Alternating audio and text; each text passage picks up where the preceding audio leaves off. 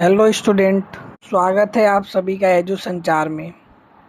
आज हम class 9th की जो मैथ की बुक है गणित मंजरी, उसका हम चैप्टर 1 करने वाले हैं, जिसका नाम क्या है, orienting yourself the use of coordinates. यहाँ पे मैं बिल्कुल बेसिक से कराऊंगा आपको। तो चलिए फिर क्लास शुरू करते हैं।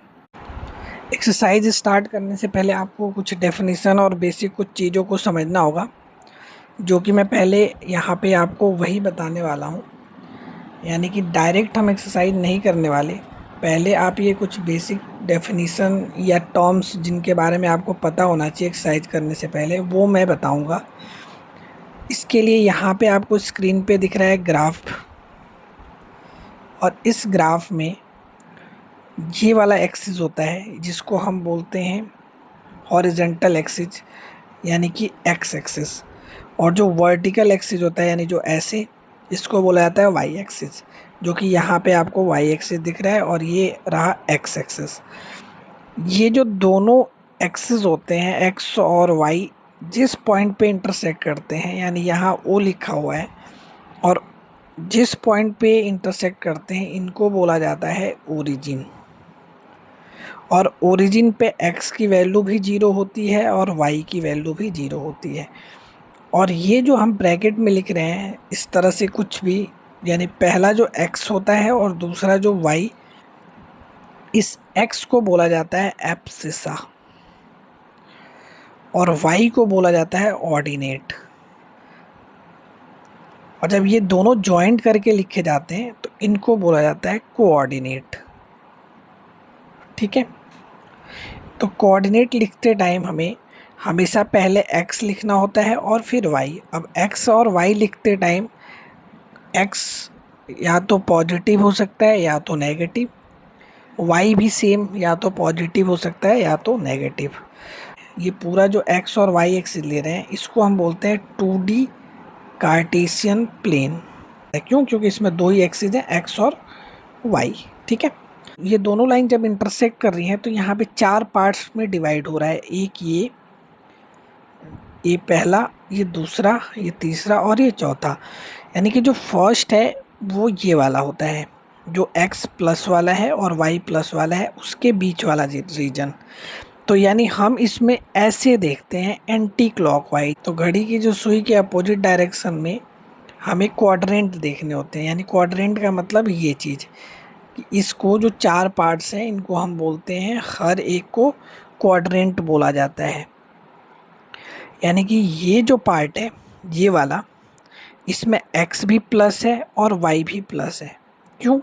तो देखो इधर इस वाले पार्ट में x जो है ये वाली लाइन आ रही है, बिलोंग करेगी, और इसमें ये वाली लाइन बिलोंग करेगी। ठीक है, तो इस दोनों में जो वैल्यूज हैं सारी प्लस की लेनी होती हैं, क्योंकि ये वाला पार्ट राइट साइड है और ये वाला पार्ट अप साइड है। ठीक है, तो ऊपर और दाहिने साइड वाली यानी राइट साइड वाली हमेशा वैल्यू पॉजिटिव लेनी होती है। यानी इसमें x भी पॉजिटिव होता है और y भी। और ये कौन सा क्वाड्रेंट है तो मैंने बताया यहीं से शुरू करते हैं और एंटी क्लॉकवाइज देखना होता है। तो ये फर्स्ट क्वाड्रेंट होता है। अब हम आते हैं सेकंड की तरफ, जो कि ये वाला पार्ट है। तो इस वाले पार्ट में आप ध्यान से देखो तो x जो है वो लेफ्ट वाला x आ रहा है x एक्सिस पे, यानी कि ये लेफ्ट पार्ट x का बिलोंग कर रहा है और y का तो यही ऊपर वाला ही बिलोंग कर रहा है। यानी कि माइनस x हो जाएगा क्योंकि लेफ्ट वाला है, और y वाला ऊपर वाला है, यानी ये प्लस हो जाएगा। और ये कौन सा क्वाड्रेंट है तो ये है सेकेंड क्वाड्रेंट। आई होप यहाँ तक आपको अच्छे से समझ आ गया होगा। अब आ जाओ आप थर्ड क्वाड्रेंट पे, जो कि ये वाला पार्ट है, ये वाला। तो जो थर्ड क्वाड्रेंट में आप देखो तो लेफ्ट और डाउन वाला वाई का जो वाई एक्सिस का जो डाउन वाला पार्ट है वो बिलोंग कर रहा है। यानी कि एक्स माइनस लेना है हमें और वाई भी माइनस लेना है। यानी कि जब कोई वैल्यू दोनों एक्स और वाई एक्सिस दोनों की वैल्यू माइनस में आ रही है, यानी वो किस क्वाड्रेंट में लाई करेगा तो वो करेगा थर्ड क्वाड्रेंट में। यानी ये जो है वो थर्ड क्वाड्रेंट है जिसमें दोनों की वैल्यू नेगेटिव होती है। अब हम आते हैं फोर्थ क्वाड्रेंट पे। तो जो फोर्थ क्वाड्रेंट है उसमें आप एक बात ध्यान से देखो तो इसमें x जो है वो राइट वाला है, यानी x पॉजिटिव है, और ये डाउन वाला वाई एक्सिस लाई कर रहा है, यानी इसका मतलब कि यहाँ पे हम लेंगे माइनस। यानी जब एक्स पॉजिटिव हो और वाई नेगेटिव हो, कौन सा क्वाड्रेंट में वो पॉइंट आने वाला है? फोर्थ क्वाड्रेंट में आने वाला है। आई होप यहाँ तक आपको क्लियर हो गया होगा। अब एक चीज समझो कि अगर कोई पॉइंट क्वाड्रेंट में ना आकर के ऑन द एक्सिस हो, ऑन द एक्सिस का मतलब या तो वो एक्स एक्सिस के ऊपर हो या तो वो वाई एक्सिस के ऊपर हो। एक पॉइंट मैंने यहाँ ले लिया और एक पॉइंट मैंने मान लो इधर ले लिया, इसको मैंने ए लिख दिया, ये हमारा बी है, ये वाला जो पॉइंट है इसको हमने सी लिया है और इसको मैंने डी ले रखा है। अगर हम इसको समझें तो अगर आपको बोला जाए कि ए का कोऑर्डिनेट्स बताओ, तो आपको क्या करना होगा, देखना होगा कि ए का कोऑर्डिनेट एक्स एक्सिस पे कहाँ पे जॉइंट हो रहा है, तो यानी 3 पे। तो जो एक्स की वैल्यू होगी, अच्छा ये पॉजिटिव है ये भी ध्यान देना है, तो यानी यहाँ पे +3 लिया जाएगा, कॉमा। और y देखो, y ये कहाँ पे जा रहा है, ये भी 3 पे जा रहा है और ये भी ऊपर वाली साइड है, यानी कि ये भी पॉजिटिव लेना होगा हमें। तो यानी कि जो a का कोऑर्डिनेट होने वाला है वो क्या होने वाला है, 3,3। आई होप ये वाले पॉइंट आपको समझ आया होगा मैंने क्या बोला। अब हम आते हैं b पे। b कहाँ पे लिया है मैंने, 2 के ऊपर, ऑन दी एक्स एक्सिस, यानी एक्स एक्सिस के ऊपर लाई करता है। तो वहाँ पे जो y की वैल्यू होती है वो हमें क्या लेनी होती है, 0। अब हम दूसरा पॉइंट बात करते हैं कि जब कोई पॉइंट x एक्सिस पे ना लाई करके y एक्सिस के ऊपर लाई करता है तो उस केस में x की वैल्यू 0 लेनी होती है।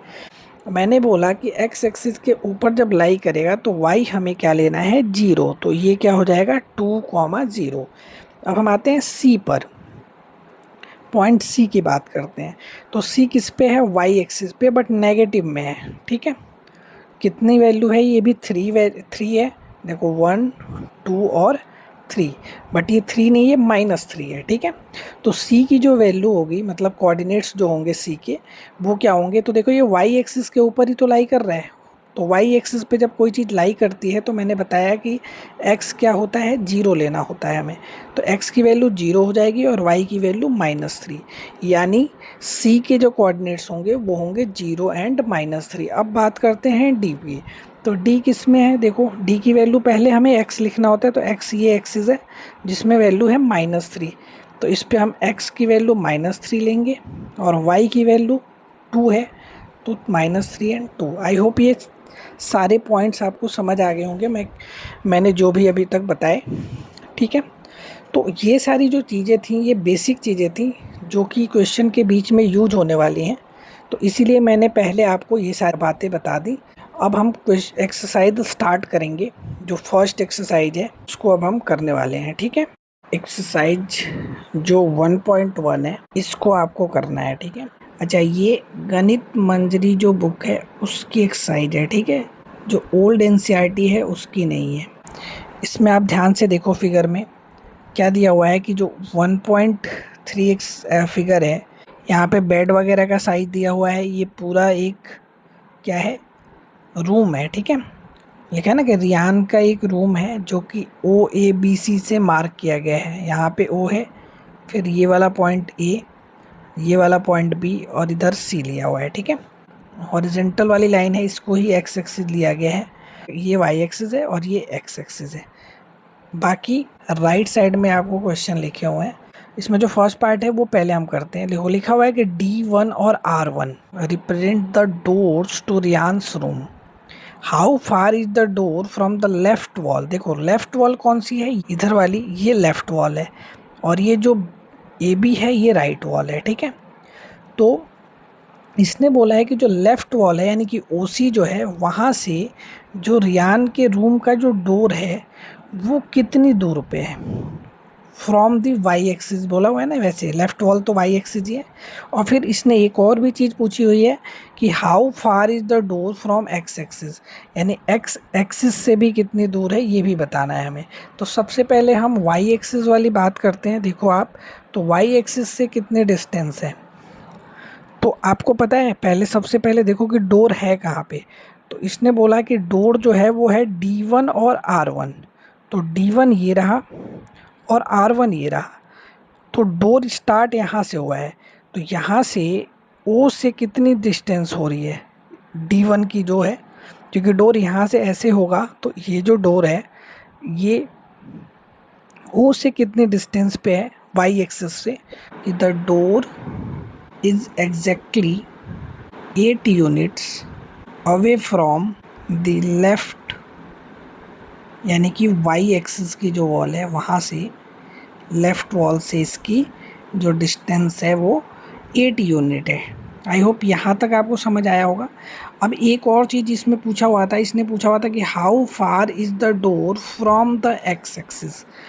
तो ये तो एक्स एक्सिस के ऊपर ही लाई कर रहा है। मैंने अभी आपको थोड़ी देर पहले समझाया था कि अगर कोई चीज़ एक्स एक्सिस पर लाई करे तो वो एक्स की वैल्यू वहाँ पे 0 हो जाती है, यानी डोर की जो डिस्टेंस है एक्स एक्सिस से वो क्या होने वाली है, 0 होने वाली है। यानी कि distance from the x axis वो कितने होने वाली है, 0 यूनिट होने वाली है। किसकी, डोर की। डोर की जो डिस्टेंस है एक्स एक्सिस के साथ वो 0 यूनिट होने वाली है और वाई एक्सिस के साथ 8 यूनिट होने वाली है। आई होप ये क्वेश्चन आपको समझ आ गया होगा। अब हम इसका सेकंड पार्ट करेंगे। एक बार आप सेकंड पार्ट को रीड करो, क्या पूछा हुआ है कि what are the coordinates of D1। और D1 को आप देखो तो ये वाला जो पॉइंट है ना, ये वाला ऑन द एक्स एक्सिस, यही है D1। तो आपको D1 का कोऑर्डिनेट लिखना है। देखो D1 का जो कोऑर्डिनेट होगा ऑन दी एक्स एक्सिस है तो y तो 0 हो जाएगा, और एक्स एक्सिस पे ये +8 की वैल्यू है तो एक्स एक्सिस वाली जो वैल्यू है +8 वो हो जाएगा, और कॉमा वाई एक्सिस 0। ये इतना ही करना था, इसमें सिर्फ हमें कोऑर्डिनेट्स लिखने थे। अब हम नेक्स्ट पार्ट करेंगे। थर्ड पार्ट को आप एक बार रीड करो, क्या लिखा हुआ है कि R1 इज द पॉइंट, जो R1 यानी जो यहाँ पे पॉइंट है इसकी बात कर रहा है, जिसके कोऑर्डिनेट्स हैं 11.5, 0, क्योंकि वो एक्स एक्सिस के ऊपर लाई कर रहा है इसलिए y 0 दिया हुआ है। अब इसने बोला अगर ये R1 की कोऑर्डिनेट्स हैं 11.5, 0, तो हमें क्या बताना है, कह रहा है कि how wide is the door, यानी डोर की जो विड्थ होगी, यानी वो कितनी चौड़ाई है उसकी, वो बतानी है हमें।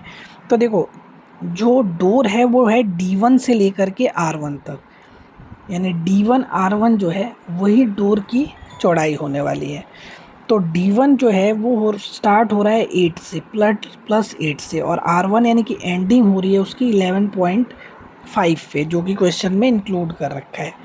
तो +8 से 11.5 तक कितनी यूनिट की लेंथ होगी, तो हमें क्या करना होगा, 11.5 से 8 को माइनस कर देते हैं, क्या आ जाएगा 3.5। तो 3.5 यूनिट रहने वाली है। अब देखो यहाँ पे एक प्रैक्टिकल क्वेश्चन यानी एक्टिविटी बेस्ड क्वेश्चन पूछ दिया है इसने। इसने बोला क्या है कि do you think this is comfortable with for the room door. तो देखो जनरली हम अगर इसको ये मान के चलें कि ये हर यूनिट की मीनिंग 1 फीट हो रही है, तो यानी कि इस जो पूरे रूम की जो लेंथ और ब्रेथ है, तो ये जो है ये पूरा दिया हुआ है एक्स एक्सिस का पूरा 12। देखो आप ध्यान से, तो यहाँ 12 पे एंडिंग कर रखी है और यहाँ 10 पे, यानी ये वाली जो लेंथ है ये 10 यूनिट है। तो अगर हम ये माने कि ये 10/12 का कमरा है, यानी कि 10 फीट इसकी क्या है, 10 फीट और 12 फीट इसकी जो है मेज़रमेंट है रूम की, ठीक है। तो इस रूम की जो विड्थ है वो 10 फीट है, और यानी कि हम ये मान के चलते हैं कि जो 1 यूनिट है वो 1 फीट के इक्वल आ रही है। तो हमने जो डोर की यूनिट निकाली थी 3.5 यूनिट, वो 3.5 फीट के इक्वल आएगी, ठीक है। तो अगर 3.5 फीट है तो हम जनरली जानते हैं कि जो हमारा डोर होता है ना, जो स्टैंडर्ड मेजरमेंट होता है डोर का, वो लगभग क्या होता है, वो अप्रॉक्सीमेटली 2.5 से लेकर के 3 फीट के अंदर होता है जब रूम इस साइज का हो, 10 और 12 वाला, ठीक है। तो ये थोड़ा सा वेरी कर सकता है, ज़रूरी नहीं है कि 2.5 बोला मैंने तो उतना ही होगा, या 3 बोला तो 3 होगा, 3.1 भी हो सकता है, 2.9 भी हो सकता है, 2.6 भी हो सकता है, ठीक है। देखो इसने पहले पूछा हुआ था कि this is a comfortable with for the room, तो यस इट इज़ कंफर्टेबल।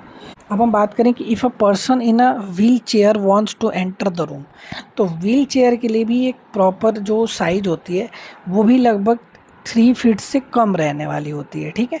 तो अगर 3 फीट से कम है व्हील चेयर की, तो व्हील चेयर ईजिली क्या हो जाएगा, रूम के अंदर एंटर हो जाएगा। तो will he see to able to do so easily, तो हम लिखेंगे कि yes a person in a wheelchair would be able to enter easily, ठीक है। आई होप ये क्वेश्चन भी आपको अच्छे से समझ आ गया होगा। इसमें थोड़ा सा प्रैक्टिकल क्वेश्चन था, हमारे रियल लाइफ से रिलेट करके क्वेश्चन पूछा हुआ था, ठीक है। जो फोर्थ पार्ट है इसमें क्या लिखा हुआ है कि जो B1 है, B1 यानी कि 0,1.5। देखो आप एक बार इसमें B1 को ढूंढो, देखो यहाँ पे है B1, ठीक है।